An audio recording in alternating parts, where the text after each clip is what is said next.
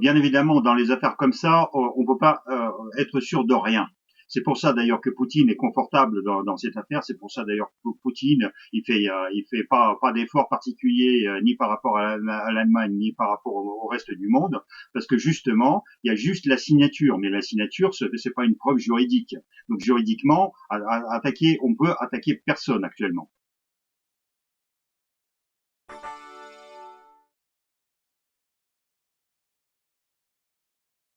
Bah, là aussi, c'est que nos suppositions. Après, dans l'affaire Skripal, en fait c'est l'affaire Skripal qui nous permet actuellement de parler de GRU, le service d'espionnage militaire qui est placé sous la houlette du ministère de la Défense russe, parce que eux, ils ont été filmés en Angleterre. Donc les Anglais ont fait une grande enquête, ils ont retrouvé toutes les vidéos, toutes les bandes vidéo, et ils ont pris en flagrant délit trois personnes qui étaient rattachées au groupe, et de ça, on peut être sûr. En revanche, est-ce que c'est le même service qui a été utilisé pour Navalny? Ça, on peut pas dire, absolument pas, puisque, comme vous l'avez dit, bien évidemment, il a beaucoup d'ennemis en Russie. Il y a toute une histoire autour de lui. Et puis il y a autre chose. Ce qu'on ne peut pas reprocher en Russie, c'est qu'on ne peut pas mettre en cause directement Poutine. Bien évidemment, dans les affaires comme ça, Poutine ne donne jamais un ordre direct et ne va jamais prendre la responsabilité sur lui. Après, il y a des gens autour de Poutine qui peuvent parfaitement lui faire plaisir, comme ça s'est passé aussi avec Politkovskaya en 2006 ou avec Litvinenko en 2006. Il y a peut-être certaines personnes autour de Poutine qui se sont dit, tiens, Navalny l'embête, ou Politkovskaya à l'époque l'embêtait, ou Litvinenko l'embêtait, donc on va les tuer.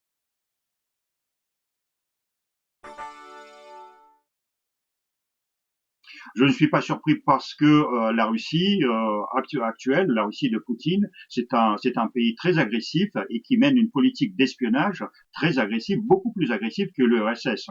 Si vous prenez le budget des services d'espionnage, on ne le connaît pas. Les effectifs des services actuels, on ne les connaît pas, comme on les connaissait pas forcément pour l'URSS. En revanche, ce qu'on connaît, c'est les sites de ces services. Donc, ces sites, vous pouvez les observer, même avec Google Maps. Vous allez sur Internet, vous branchez Google Maps, vous postez sur le siège du GRU ou le siège du SFR à Yasenevo, et vous pouvez constater que à Yasenevo, par exemple, il y a quasiment deux fois plus de bâtiments dans le quartier opérationnel du service d'espionnage que du temps de l'Union soviétique. Donc, bien évidemment, ces bâtiments ne sont pas vides, ce sont pas les gadgets, donc il y a plus de deux fois plus de monde, et la Russie mène cette politique très active.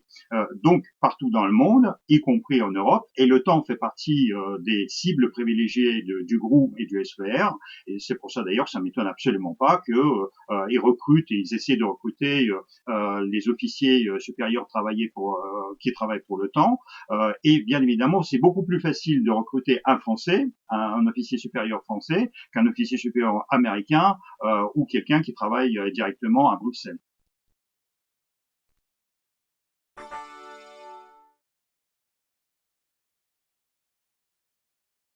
Les Russes cherchent toutes les sortes de documents. Ce qui les intéresse, ce sont les documents secrets. Donc les documents secrets qui sont en rapport avec le temps. Est-ce que ce sont les documents américains? Est-ce que ce sont les documents purement de l'OTAN? Ou est-ce que même ce sont les documents français mais en liaison avec le temps? Ça, pour l'instant, on ne peut pas dire. Mais ce qui est important, c'est que cet officier supérieur travaillant à la base de l'OTAN en Italie, dans la région de Naples, à Lago Patria, il avait forcément accès à ce genre de documents.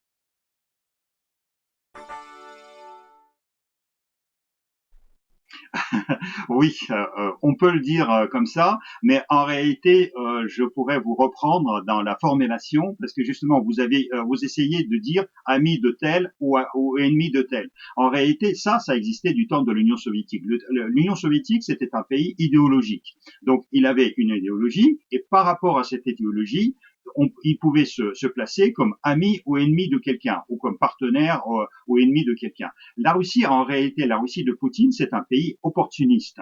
Pour la Russie, il n'existe pas d'amis, il n'existe tous les pays du monde sont ennemis de ce pays. C'est dans ce sens-là en fait que Poutine est plus intelligent en quelque sorte par rapport aux dirigeants de l'Union soviétique, parce qu'il ne cherche absolument pas à être ni l'ami de Netanyahou, ni l'ami des Iraniens, ni l'ami des Syriens, ni l'ami des Libanais. Il a des intérêts russes, il a des intérêts stratégiques russes, et il essaie de poursuivre ces intérêts-là. Et dans la région de Proche-Orient, il a réussi parfaitement à s'intégrer et à poursuivre des actions qui lui donnent des cartes positives pour atteindre les intérêts stratégiques russes.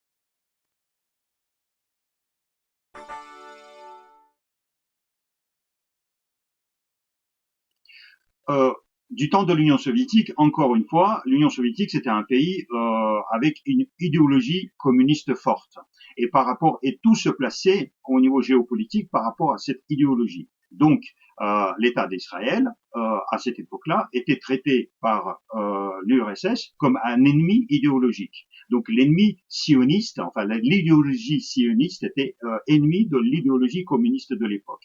Et donc nous, le KGB, on était le bras armé du Parti communiste de partout dans le monde. Et bien évidemment, quand on rentrait au KGB, on nous disait voilà, il y a des cibles privilégiées. La cible numéro un, c'est les États-Unis. La cible numéro deux, c'est l'OTAN. Et après, il y a plusieurs cibles un peu moins importantes, dont l'État d'Israël qui pratiquait la doctrine de sionisme. Donc, il y avait un département au sein du KGB, enfin, au sein du service d'espionnage du KGB, qui était chargé à faire de l'espionnage contre l'Israël, en utilisant, bien évidemment, toute la diaspora juive soviétique qui partait en Israël. Et je dois vous dire que peut-être l'Israël, c'est un État qui possède le plus d'espions infiltrés et dormants dans le monde.